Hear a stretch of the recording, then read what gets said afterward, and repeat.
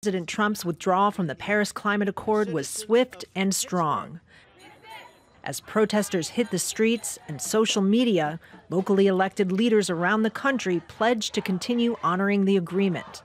Among them, 61 mayors, including the mayor of New York, the country's largest city.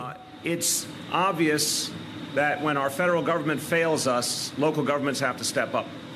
And if cities and towns and counties and states all over the country step up and agree to abide by the Paris Agreement, we can forestall the worst.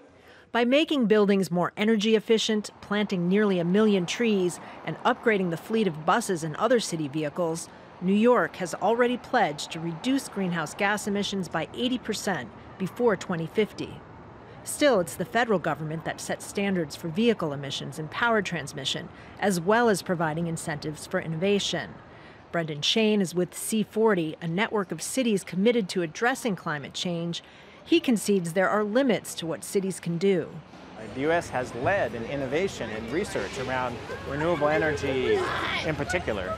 So the idea that you cut back on all the funding that's driving innovation and really driving the business and entrepreneurship around clean energy innovation makes no sense. And that's a big gap that the federal government's leaving. 80% of Americans live in urban areas, and cities are responsible for the majority of carbon emissions.